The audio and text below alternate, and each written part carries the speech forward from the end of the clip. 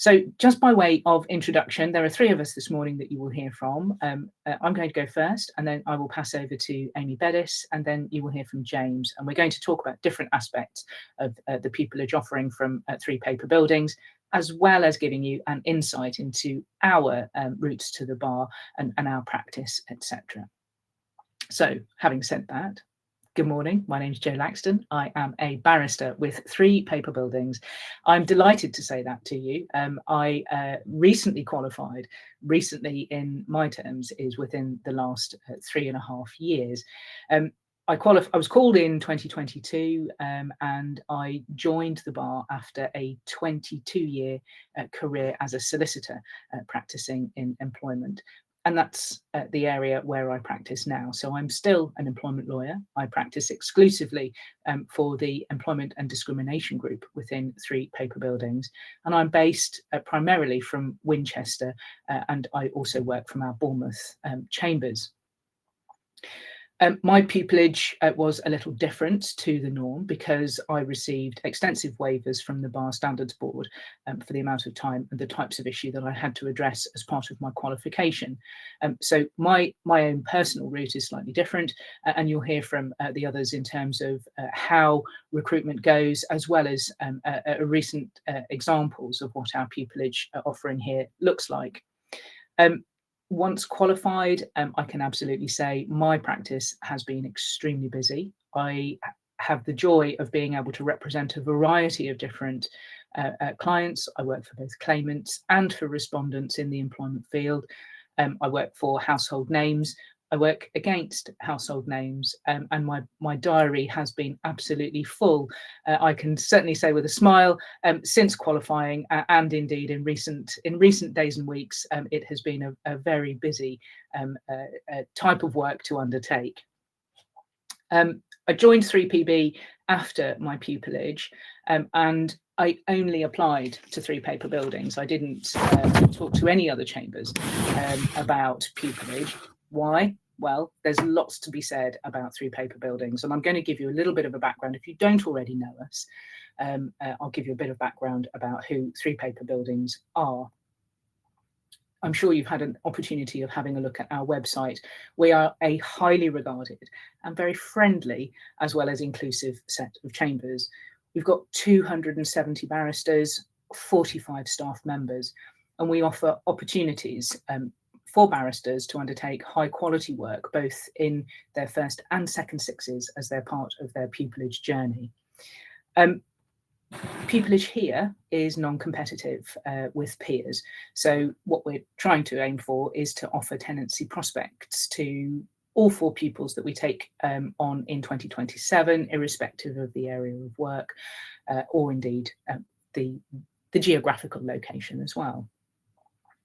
Talking about geography, we have, you will have seen, I'm sure, chambers in Bournemouth, close to home, Birmingham, Bristol, London, Oxford, Winchester, and we've opened this year in Manchester as well. We're not offering pupillage in Manchester as yet, but we will be offering, I'll give you an idea of where we're offering in a second, but that gives you an idea of the fact that we are a nationwide set. Indeed, we are a large multidisciplinary set, and that's one of the things that stands us apart from other sets of chambers. We offer 4 pupillages most years, and they're focused on areas where we have a business need for new tenants. And the reason that we do that is that it gives people a much better chance of attaining tenancy once they have successfully completed their pupillage. If you are successful in your pupillage application, you will have the opportunity of discussing next steps and support from a dedicated team. And there are lots of people available to guide and to talk about issues or prospects or questions that you might have during your pupillage journey. In 2027, we're offering 4 pupillages, which start in October, and we're encouraging applications from people who want to practice from a national chambers.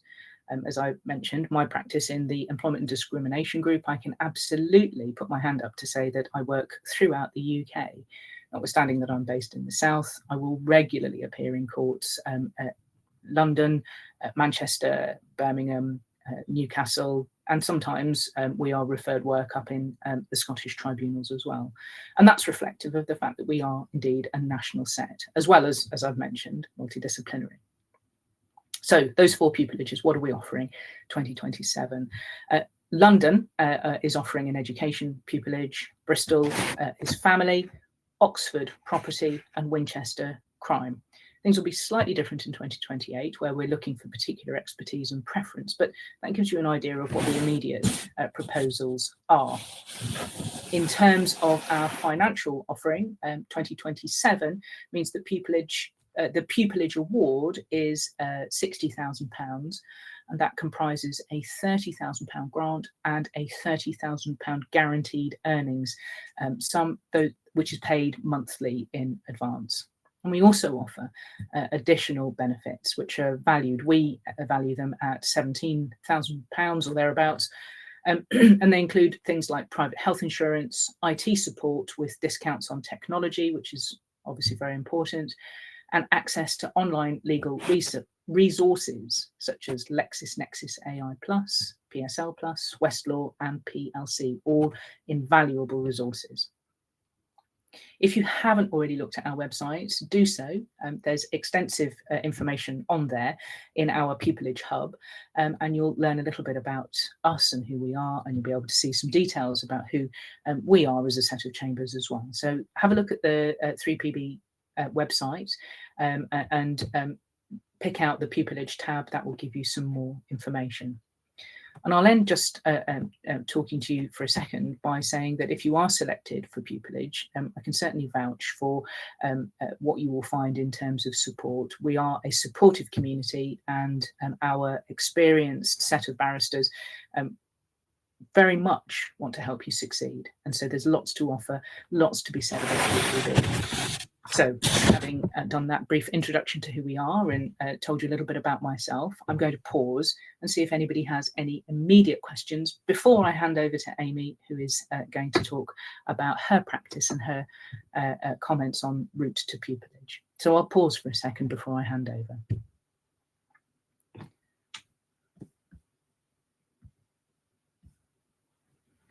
There's nothing yet, Amy. Over to you.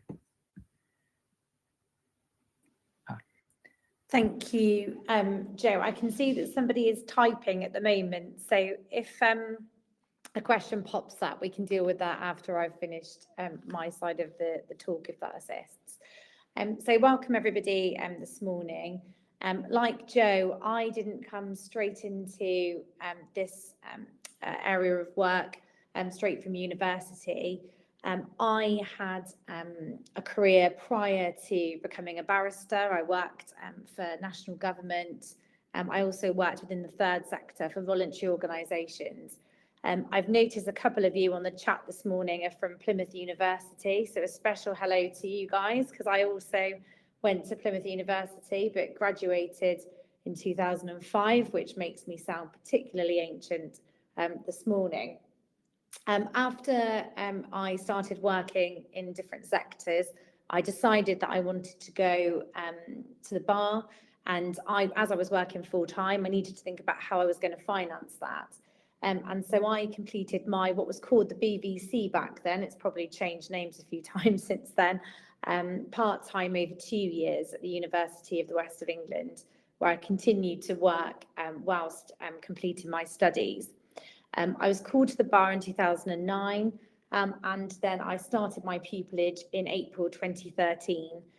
Like most of you who will be applying at the moment, I found out I had pupillage in early part of 2012, but of course had to wait an extra year before I could start. And I think that's a really important time where you can gain further skills and sort of help your start to pupillage by, for example, looking at whether there's any opportunities to paralegal, doing the county court agency work, those sorts of things. It's really worth making the most of your time before you start applying for pupillage, or starting your pupillage. I completed my pupillage at different chambers and practiced there for a few years before relocating to Gloucestershire, where I was originally from. And I too, like Joe, only applied to 3PB at that juncture. I had met colleagues when I was practicing in Southampton from the Bournemouth area, and those that worked in Hampshire, and quickly found out that this was a set that I wanted to be a part of. Our clerks are first class, and our colleagues are incredibly supportive, and it feels very much like being part of a big team rather than being a sole practitioner. And that's really important because this job can be pretty lonely at times, particularly depending on what area of law that you do. I now specialise as a family barrister, so I practice in matrimonial finance. I'm joint head of the finance team here at 3PB, and I also carry out private law children work as well. So it's really important to have that support and be able to talk to peers about the difficult issues that we have to deal with. It can be really traumatic what we do, and so talking to others and having that support is imperative.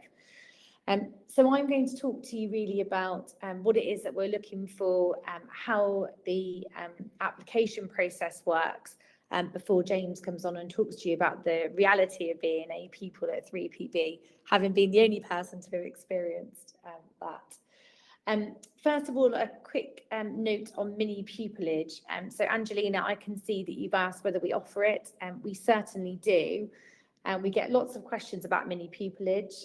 We do about 45 to 50 mini pupillages across our 7 offices each year. It's a great way of finding out about life at the bar, what is it that we actually do, and in particular about 3PB. How is it like to be in court, watching conferences with lay clients, and how to interact with instructing solicitors, and also some drafting of legal documents as well.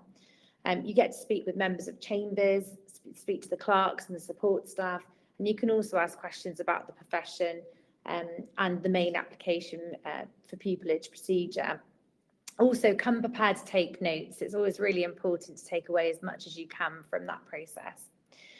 You'll find out more about what the different offices offer in terms of specialisation for mini pupillages on our website. As Joe indicated, we've got a dedicated pupillage hub, and you can also find the application form there. We accept applications on a rolling basis, which means that you can apply at any time, but unfortunately we can't always guarantee to have space at all of our centres for everyone that would like to do it, but do keep an eye on our website, which is regularly updated with availability.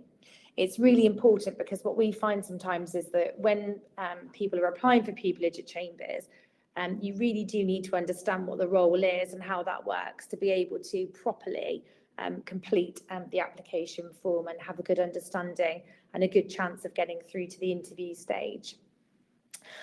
So the key stage of our recruitment is through the Pupillage Gateway, through the Bar Council. It's designed to be as fair and transparent as possible, and we undergo regular reviews. We don't consider A-levels in selection. We focus very much on competencies and qualities and looking really for more at degree level. I should say it doesn't matter which university you went to. That's not a factor within our marking. There's, I think, probably some outdated views that people think that you have to have been to Oxford or Cambridge in order to be a barrister. You don't, although of course that's an excellent achievement. So is a degree from Plymouth or anywhere else. So please don't be concerned about that. To ensure impartiality, we anonymise applications by removing identifiable details, including names and educational backgrounds. So I've been involved in the paper sift over a number of years. I'm going to be doing that again this year. And it's really important that we're able to just focus really on what the competencies are for the role, as opposed to anybody, for example, any unconscious bias as to where people have been at university or otherwise. So just to reassure people, it really is a very independent process. In common with all other sets who use the Gateway system, our advert is live now, and so we'd encourage you to have a look through it. Applications are independently reviewed by 2 assessors. So when the paper sift comes through, it's not just someone like me looking at it, someone else is looking at the application as well. And interviews are structured in an open format to allow all candidates the opportunity to excel. We provide feedback on interviews, and we offer reasonable adjustments as needed. And above all, what we're looking for is excellence. The first round interviews are held remotely by Microsoft Teams, and those are going to take place in March 2026. The second round interviews are held in person in London in April 2026, and we assist all candidates for their travel costs to London. In addition to the standardised Bar Council questionnaire, candidates are also asked to respond to 7 specific questions from 3PB, asking about your relevant experience or skills, why you want to join 3PB in particular, choosing a judgment from the last 12 months and commenting on it, a mistake you've made and an obstacle that you have had to overcome, and the learning from these, and on occasion when your personal advocacy made a difference and why. And what's really important is to just be yourself. Repeatedly, we see applications from people thinking they know what a barrister is like, and so try to fit into that mould. We're all so different. We all come from different backgrounds, and we all have different experiences, and we all offer in our own roles something very different. So please just be yourselves and rely on your own experiences. Ultimately, we want strong evidence of the following, so intellectual ability, and that can also be achievements outside of university. Good judgment, that is so important for being a barrister. The ability to build rapport with people. Like I say, I do a very difficult area of work. People have to trust me very quickly when they meet me at court, sometimes for the first time, to be able to tell me about the issues that they're having with their children or their ex-partner, or the concerns that they're going to have about whether they can pay the mortgage or not after that day at court. And so it's important to be able to demonstrate that people will be able to trust you, and you can build that rapport with people. Drive and determination. I think most people wouldn't be here if they didn't have that. But again, it's not a given. It's important to be able to demonstrate that within your applications. A commitment to the bar, so undertaking many pupillages and having a good understanding of what being a barrister means. Have a good understanding of 3PB. Don't apply to us and say that you want to do an area of law that we don't even practice in. Really have a look at our website, look at the people that have recently had pupillages, and really focus on why it is that 3PB is the chambers that you wish to practice at. And as I've already said, have a really good understanding of what being a barrister means in practice. Experience of public speaking is important, whether that's mooting, debating, or other ways of presenting information. For example, I used in my applications for pupillage the fact that I often spoke at conferences and presented to different events within the workplace. That's just as relevant as if you've been to a mooting or debating society event. And have evidence to back up your answers to those questions. Real life examples are always better than simply generic answers. We have a real quality and diversity across 3PB, and you can see that from our current pupils and recent tenants. And as I say, really important to have a look at those and have a look at the preparation about what chambers work that we do here. And really good luck with your applications as well. It's a really difficult time. Don't be disheartened. And I can remember there used to be some student chat room back in the day. It's probably things have moved on since then, where you could access and you could talk to each other about who had got an interview for particular chambers or not. And I remember agonising over those websites, trying to see whether someone had been sent out an interview in the post and so on. It's a brutal time, but it is really important just to keep going, because you will get there. It just takes, sometimes it can just take a little while, and you just have to keep going with it. Does anyone have any questions for my side of things? I can see, Joe, that Carl asked what motivated you to become a barrister, and Ria's asked about whether we cover medical law. I know that we do personal injury and work in, and I think we do clinical negligence, but one of you may know more about that, being in one of the civil teams. Well, I think I might leave James to comment on the medical law point. If I pick up on Cal's question directed for me, James, if that works for you, before we move on to your section. Cal, thanks for asking that question. Why did I change from being a solicitor to becoming a barrister? And I certainly recognise that it's remarkable that, having been a solicitor for 22 years, I transferred across, because it has been restarting what I would describe as a different career. It's a different job. In honesty, looking back at my career, I probably would have transferred to the bar much, much sooner. There were a couple of points in my sort of recent memory, if you like, where I recognised that I had been considering whether or not to stay as a solicitor or whether or not to do something different. And those came at points when I was relatively newly qualified. So about 3 years in, I thought, oh, I wonder if I could do this other type of job, which is, sitting, having sat behind counsel and learned about being a litigator and all of that kind of thing. Was that the choice I should have made?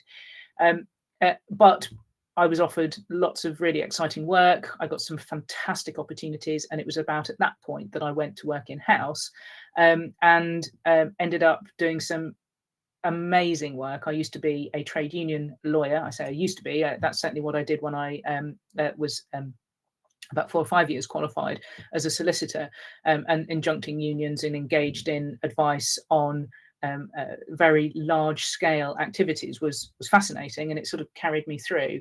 So I think really, why did I become a barrister was something that I was revisiting from an earlier point in my career, and I'd done lots of really challenging, interesting roles in-house. I'd had lots of opportunity of sort of looking at areas that sit aside the law. So I had been company secretary and I had done some compliance work. And I really decided, okay, so now is the time. Post-pandemic, like lots of people looking at what the future holds, I sort of thought, no, now it's the time to go back and revisit that dream that I recognized that I had had. And I qualified shortly thereafter. So in terms of a why, it wasn't a sort of a pin drop kind of moment where it all switched over. But I can certainly tell you that I'm very happy that I did do it. And I don't, for me now, having experienced both sides, I feel as though this is the life and the role that suits me better. So I hope, Cal, that addresses your question. I can see that we've got some other people typing, but I'll pause there and stop talking. And James, pass over to you. I don't know if you can see there, but I've just posted the link to our clinical negligence team. So within civil, we do cover clinical negligence, and we've got a couple of KCs who specialise in that area of law. So it's definitely something we cover. Given the size of 3PB, there's very few areas that we don't have at least 1 or 2 fingers in the pie. All I would say is that is obviously quite closely linked to PI. So there are quite a lot of people who cover PI and clinical negligence. It's not necessarily one area of law that you'll cover, which leads on to me. I'm James Hume. I finished my pupillage in October, and I'm a property and construction law barrister, and I also cover commercial. So I've got 3 separate areas of law that I cover there. It's not because I'm greedy. Like many of you who are in the audience now, you probably have an idea of what area of law you want to do, but I will tell you that until you actually practice an area of law, you're not going to know if you're going to enjoy it. So that is one of the big advantages of 3PB, is that I'm in 3 different groups. So I get work from all 3 groups, and building my practice from here. If I want to drop an area of law, I still have 2 groups that I can be part of. And that's something that 3PB can offer that not a lot of sets can to the same sort of scale. As you can probably tell from the sporadic greys in my hair and beard, I am also not first career to the bar, but I do want to alleviate any fears that you may have. Just because the 3 of us are not all straight from university, we do take people straight from university. When I started pupillage in October 2024, I was the only second career out of the 3 of us. The other 2 had the more traditional university bar course, then a legal job to help get pupillage, and then into pupillage. So 3PB is not exclusively second career people. Of 66% of my pupillage companions were straight from university. So more focus on me then, because who doesn't like talking about themselves? In my previous career, I used to fly helicopters for the Navy. And whilst that career might seem like it has no connection to the bar, for anyone who is second career, it's just key to identify the skills that will transfer across and push them when you're applying for your pupillage. So for me, that was, I had to be able to communicate fast, think on my feet, know the rules in and out. And I also had to write reports. As an officer, I advocated for the promotion of my engineers below me. So I was able to use all of those examples in my pupillage interview. I'm probably best suited to tell you about actual pupillage day to day at 3PB, having only been a tenant for 2.5 months. Generally, you have between 2 and 5 supervisors. Now, that will depend on your area of law, how your supervisor's diary is going. So, for example, my first supervisor was property and construction focused, property and commercial focused, and most of his court hearings dropped out during my first 4 months, meaning that I had to then fit in a few more hearings that were not necessarily as relevant to my areas of practice, but that allowed me to see more advocacy in court. So you will not be stuck with the same supervisor for your whole pupillage. And if you need a change of supervisor, 3PB can facilitate that very easily.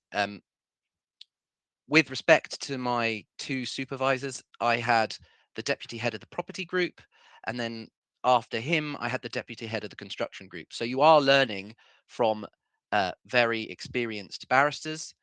I wouldn't say they're too experienced in that they still remember what pupillage is like, and you are not set just with your supervisor. Your supervisor is responsible for organizing you to go and do work at the appropriate level. They also will accept work that they wouldn't ordinarily accept in order for you to see it. So my first supervisor, Charles, who is 15 years post-call, took a couple of possession hearings, which is something that if you do property will be your bread and butter when you start out, just to show me what the format was for them, even though he was taking quite a big hit on fees in order to be able to do that for me. Of note, with Charles, he was a big proponent of doing live work. So he would get work come in. I would then take a first stab at it for him. He would review the papers and then correct anything that needed correcting. Whereas my second supervisor was more of a fan of setting me what I would call dead work. So work that had already been completed, that he'd already seen the papers for, and that he would then just mark. So there's a variety of types of work dependent on what your supervisor feels you need to do. So if there is a specific area of law that you need to do and he has no current work, it's likely you'll get dead work. But also, if you're interested in joining more than one group, you generally have to prove to that group that you can do the work for that group. So you might be asked to do a piece of work for a more senior member of Chambers. Myself, I had to do work for David Parrott KC, who's the deputy head of Chambers. As part of my application to the commercial group. So within 3PB, we're advertising for pupillages in a specific area, but as I've said, there are multiple groups. So you can actually ask to join another group as well once you are in 3PB. I wouldn't attempt to get one of the pupillages in property and then say, oh, I want to do family exclusively. But there is scope within 3PB to add on to your group of choice if you should wish to, but you have to prove that you can do the work. So pupillage at 3PB, in your first 6, you'll do between 2 and 4 advocacy exercises, which are fully assessed. They're similar to what you will have done at bar school. For me, I had to do 3. It was an application to set aside a summary judgment, a committal for contempt, and then a road traffic accident hearing. Now, the committal for contempt felt a bit out of left field, and I spoke to a few barristers who said they'd never seen one, and then in the first month of my tenancy, I got one myself. So just off the bat, that was incredibly useful because I'd done it previously, and so the advocacy exercises are very well done, and they do teach you how to do the advocacy. Which leads me on to second 6, when you are on your feet from day one. There are some chambers where you just junior for more senior members of Chambers, and then you don't get any of your own hearings until you're 3 years in. Day 1 for me, I was in court doing a possession hearing against a trespasser, and I was in court almost 3 days a week for the first 2 months. So you're limited to 3 days a week in court for the first 2 months. For the next 2 months, you can do 7 in a fortnight, so that's sort of 3.5 a week. And then for the last 2 months, it's 4 days a week. On top of that, you'll obviously get your own paperwork in at that point, but it's very practice dependent. I happen to operate in an area of law where there's a lot more paperwork, and you get a lot more notice on your court paperwork. I imagine for criminal practitioners, they'll be getting their paperwork a lot more adjacent to their hearings than I did. We've already mentioned a few of the extras that 3PB offer. For me, the most impressive ones were the ones you wouldn't necessarily expect. I turn 40 next year. I've been using Microsoft Word for 20 years of my professional life, and the expert that came in that taught me how to make my own templates and format Word like I'd never seen before is almost my highlight of pupillage. So whilst it might seem like a small thing, the extras do add up. The private healthcare is fantastic if you haven't got it yourself. They have a little bonus points that you get every week through an app, which can buy you a coffee almost every week. And it's the small things that do build up in that respect. I'm not going to say that pupillage is easy. It's essentially a year-long job interview, and anyone who tells you otherwise is lying to you. But I will point out that 3PB wants you to join. They want you to become a tenant. It costs us money for you to have pupillage, so it's in our best interests for you to become a tenant. Whilst we are all solo practitioners, 3PB itself is a business. The clerks are all paid by us earning money, so no one is out for you not to succeed on pupillage. And as we said, we're not competitive. We're one of the largest chambers in the country, and we are willing to accept people as tenants who show that they are good enough advocates. And that's the main point. Pupillage is designed to turn you into a barrister who can make money in order that chambers can make money. And that sounds a bit transactional. However, no one wants you to fail. All three of my cohort, including myself, got tenancy, and that is a common occurrence. What I'll say as well is that 3PB made it as easy as possible for me. Work-life balance is a difficult thing to address. It's pupillage, so you have to work hard. And there were a few weekends that I had to work, and there were some late nights. However, I have 2 children under the age of 5, and I would say 3 or 4 days a week, I was able to go home and do bedtime with my children. So yes, you have to meet your deadlines. Yes, you have to work hard, but your supervisor will liaise with you to make sure that you aren't burning yourself out. I myself, over a decade in the military, happy to get up early. I was in chambers before everyone else, but I got to leave earlier than everyone else when I wasn't in court, obviously, in order to facilitate doing bedtime. Turning to my current practice now, I would say I'm too busy. That's my own fault for not turning work away. I have been turning some work away, but there is enough work to go around. I do not know of a single barrister who doesn't have as much work as they want within 3PB. As one of the largest chambers, work comes in and it gets assigned when you are at the junior level, as I am.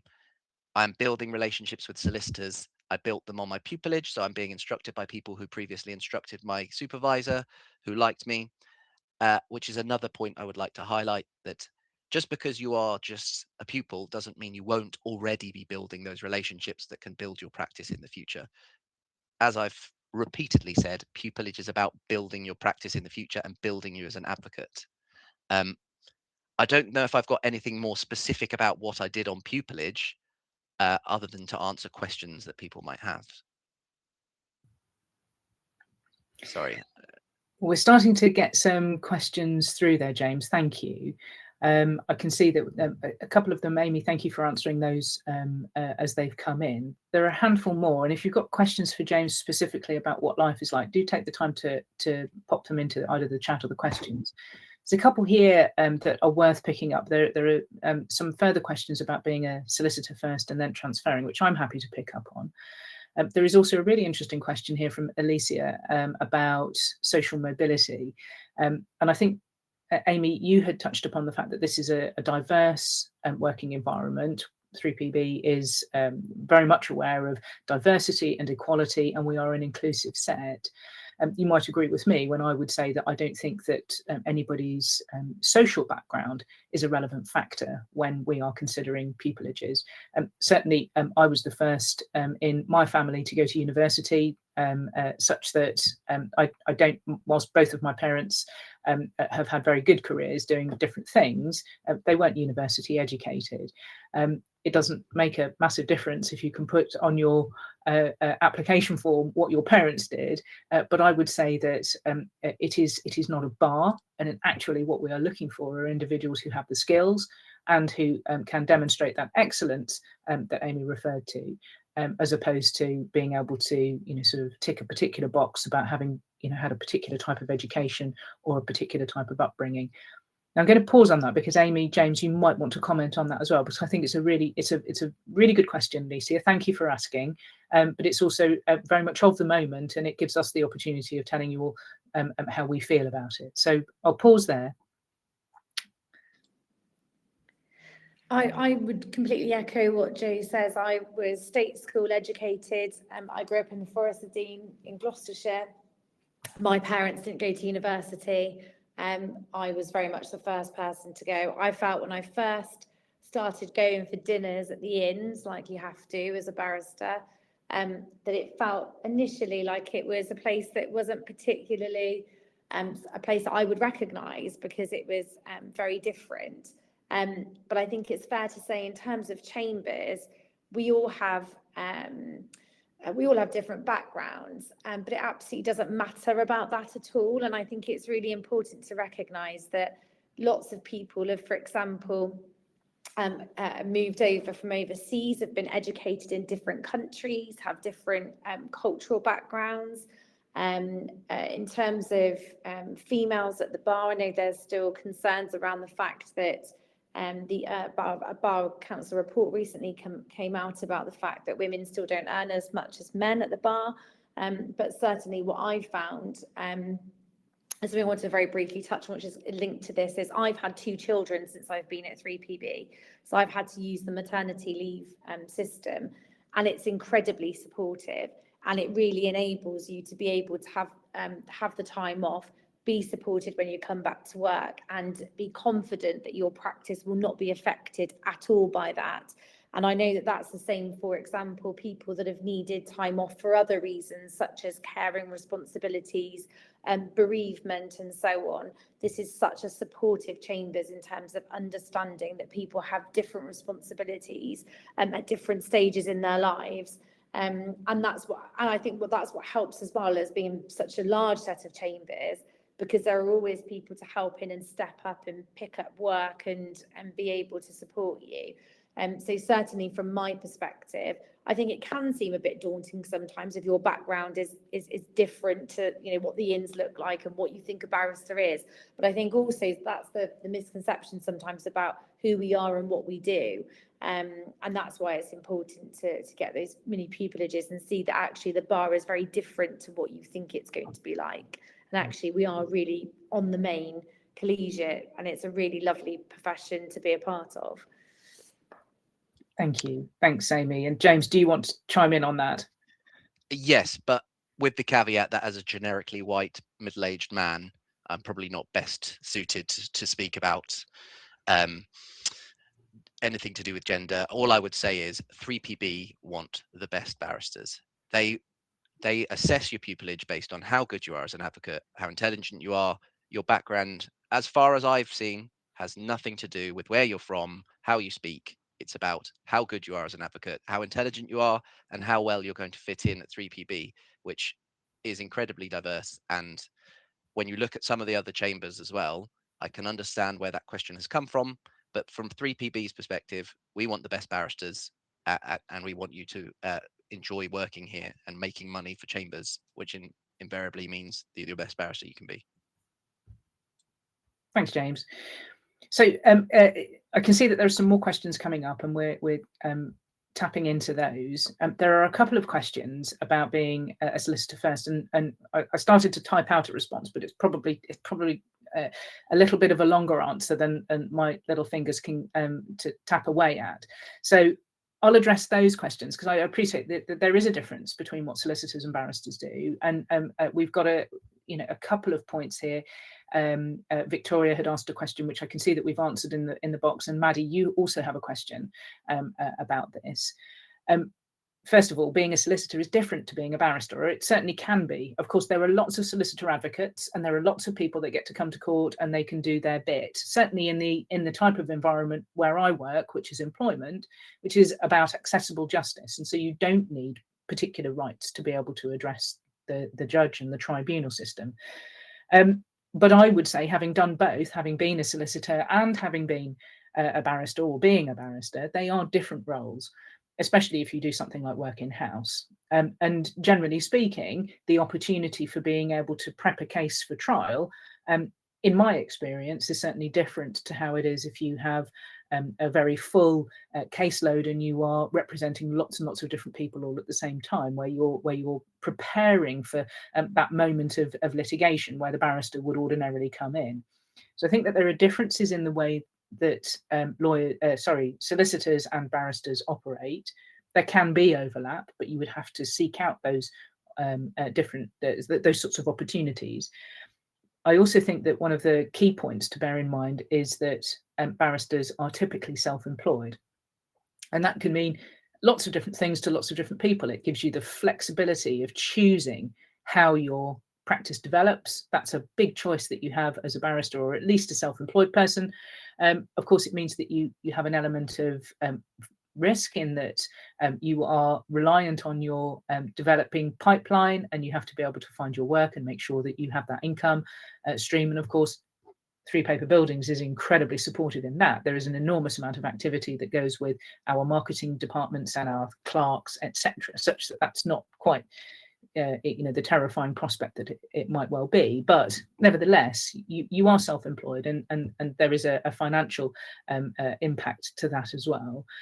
And so I would say, if somebody is thinking, should I be a barrister or should I be a solicitor, as Amy has quite rightly put into the box there, see if you can get an experience of doing both, and then you will be able to make some sort of comparison. Maddie, your question about was it easier to transfer? In my case, certainly yes. Of course, bear in mind that I made my application to the Bar Standards Board for a waiver after I had been a solicitor for 22 years. So I did leave it quite a long time. And I did achieve quite a substantial waiver. Each case will turn on its own facts. And so dependent on what your experience has been, the Bar Standards Board will look at whether or not there are any facets of qualification as a barrister that can be waived. In my case, I still had to do pupillage. The advocacy assessments to which James refers, I still did those. And I had all of the support and the opportunity of watching other barristers before I qualified. And I was very grateful for that, notwithstanding that I had been a lawyer for a long time. So in my case, yes, I achieved a waiver. It depends on when you apply. But if you're uncertain, I would recommend having a look at the Bar Standards Board website. They have lots of material there for qualifying, transferring lawyers. So I hope that answers those questions. There was another query here from, I think, Smriti, asking about somebody who already had 5 years experience practicing law at a foreign jurisdiction. Does this experience help when applying? Now, I'm going to stop talking for a moment and give James and Amy the opportunity of answering that one. So does experience in a different jurisdiction help when applying for pupillage?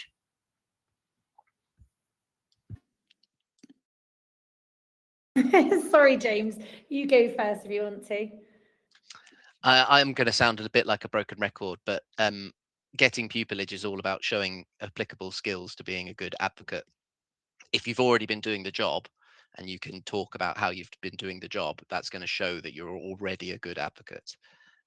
Obviously, you go through an interview where you're advocating for yourself, explaining why you're a good advocate, so you'll be able to demonstrate that in your interview. I don't think I've got anything further to say on that, if I'm being completely honest. Unless you do, Amy.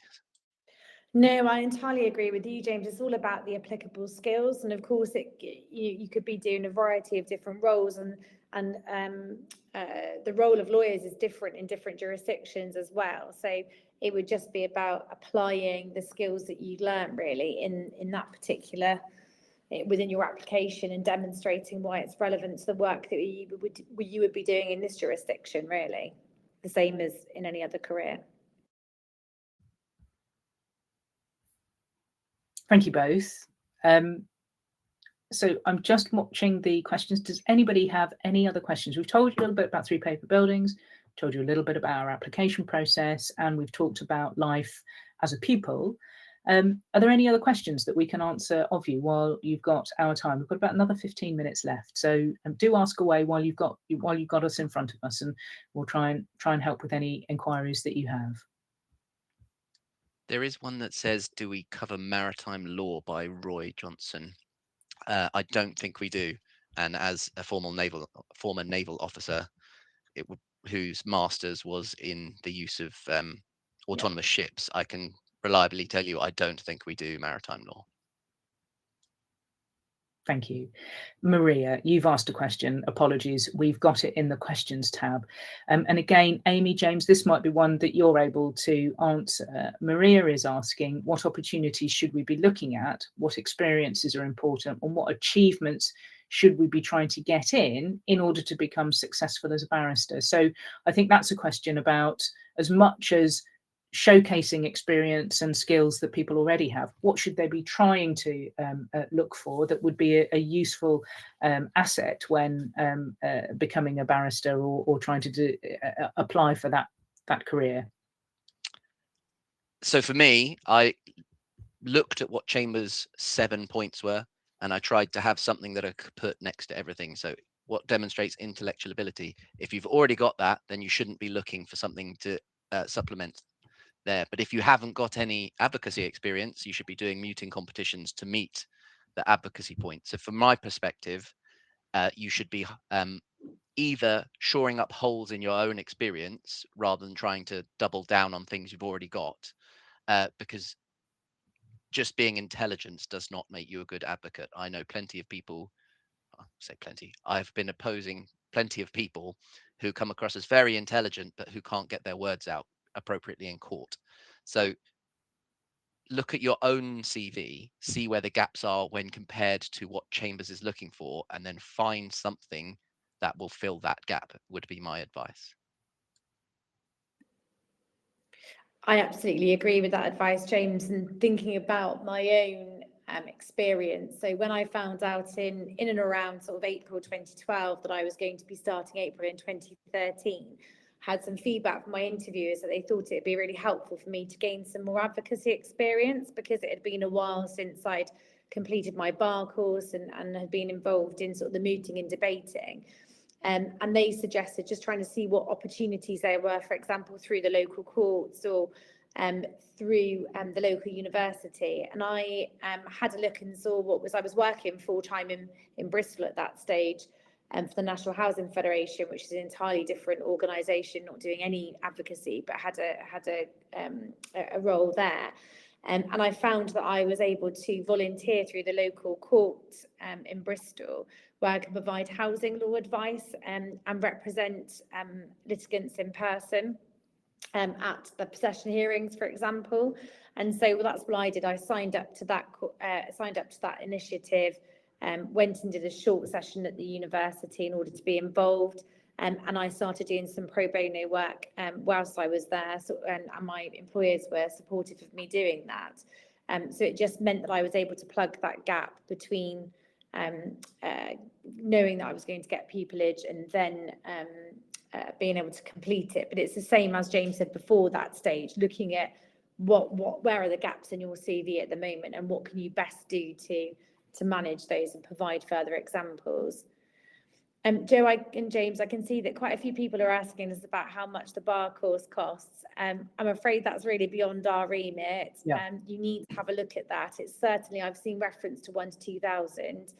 In all honesty, you're looking at more like 15,000 to 20,000, depending on where you go, how you do it. And there are, certainly when I did it, which is a long time ago now, you were able to take out loans through banks in order to be able to fund it. It's not something that's funded by the government student loan system. It is through effectively private financing, as I understand it. And there will be a cost in the same vein in terms of being able to complete the same course to become a solicitor. So you need to look into that carefully, but really that's not really for us to comment on today. The Inns of Court do provide lots of scholarships, though. There are a lot of scholarships available through the Inns of Court. They have plenty of application processes for the individual scholarships, as well as your university may have scholarships for their bar course. I know most universities do discounts for people who do the bar course at the university they've already done their undergraduate at. But the exact cost is going to be wildly variable depending on where, how, and whether you do it at the university you've already been at. Just touching on what you've said there, James, about the inns, we do often get lots of questions about how to choose an inn and whether or not there's one in particular. I don't know, Amy, James, if you want to comment on that. Certainly, I'm very happy to say that I am a member of Lincoln's Inn. I don't know where everybody else is. There's no test. There's no tick box or any kind of veto. I can absolutely say all of the inns are as valid as one another. And of course, there are different reasons why people might have, James, you might be right. It might be the sponsorship offerings. It might be all sorts of different things. But it's a common question. And I think it's a matter of choice would be my perspective. But Amy, James, I don't know if you want to address that as well. Mine is slightly more personal in that when I left the Navy, it was a quite short notice due to medical reasons. And Middle Temple was the only inn that could provide me inn membership before the bar course started. So that was where I went. Fair enough. I'm a member of Gray's Inn, and that was because a barrister that was mentoring me at the time was a member of Gray's, and she was very personable and said that Gray's was a nice, friendly inn to join, and so that's why I went there. And of course, we've got the fabulous Baroness Hale as one of our benchers. So I had the opportunity, which I didn't realise until the time, of actually making submissions before her as she assisted in one of our new practitioner program course days. So that was very exciting. So there's lots of different reasons, as people say, for joining the inns, but I think most people have got a personal reason for doing it, haven't they? Indeed. There's a couple of questions about why I chose to be a barrister and not a solicitor. In my former career, I also had to teach people human factors, which is how people integrate into the workplace, how you can reduce errors, recognize fatigue in yourself. On a monthly basis, I was giving talks in front of up to 100 people, facilitating discussions between them. So that combined with the communication I had to develop from the helicopter to other people on the ship meant that I saw my strength as standing up and communicating, which is why I chose to become a barrister. I became interested in the law when I started working on contracts for military procurement. And just meshing the skills that I saw in myself together, it seemed like a more appropriate route to become a barrister than a solicitor based on the skills I had. So I would say if you are trying to decide between the two, it should be a look at what you think your strength is rather than what you want to do potentially. It is a very competitive environment, the law, and the earlier you can identify where your strengths are, the more likely you are to achieve whatever your end goal is.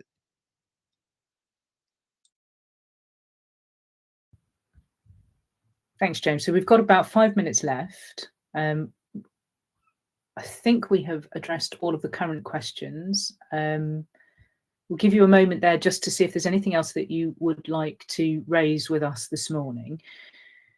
Hopefully we've given you a very good insight as to what life is like, and we've answered some of the key questions, and we've also signposted you to other information that you might have, that you might need in terms of your journey. But let's just see if there's anything else that pops up.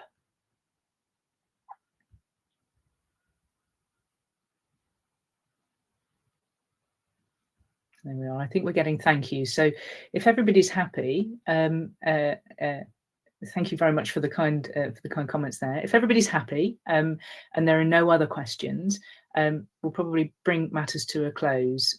Certainly from my perspective, it's lovely to see you all on a session like this. It's great to be able to reach lots of people remotely.